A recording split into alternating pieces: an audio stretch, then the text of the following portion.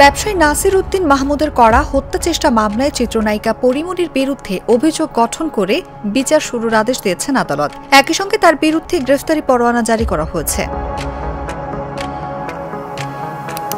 রোববার ঢাকার chief judicial magistrate আদালত তার সময়ে আবেদন নামঞ্জুর করে এ পরোয়ানা জারি করেন। এ তথ্য নিশ্চিত করেছেন পরিমণির আইনজীবী নীলাঞ্জনা রিফাত সুরভি। এর আগে গত এপ্রিলে ঢাকার senior judicial magistrate M Saiful ইসলামের আদালতে গ্রেফতারি পরোয়ানা জারির আবেদন করেন বাদী পক্ষের আইনজীবী আবুল কালাম মোহাম্মদ সোহেল। সে সময় মামলার তদন্ত কর্মকর্তা পিবিআই ঢাকা জেলার পরিদর্শক মোহাম্মদ মনির হোসেন ঢাকার চিফ জুডিশিয়াল ম্যাজিস্ট্রেট আদালতে তদন্ত প্রতিবেদন দাখিল করেন।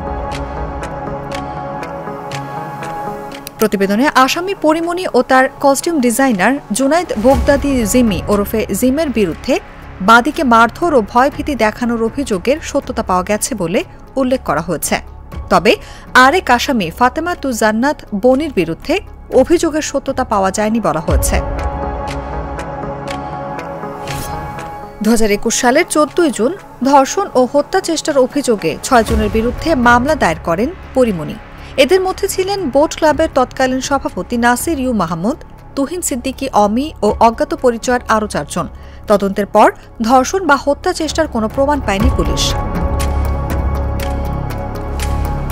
পরে ওই বছরের 6 জুলাই বোট ক্লাবের সভাপতি ব্যবসায়ী নাসির উদ্দিন মাহমুদ বাদী হয়ে ঢাকার সিনিয়র জুডিশিয়াল ম্যাজিস্ট্রেট রাজীব হাসানের আদালতে পরিমণি সহ 3 জনের বিরুদ্ধে হত্যা চেষ্টা মামলা করেন।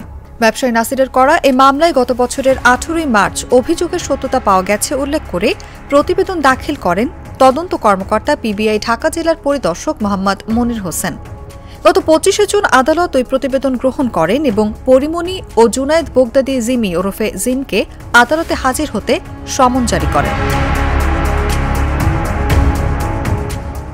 অনুভা বিশ্বাস, জাগো নিউজ।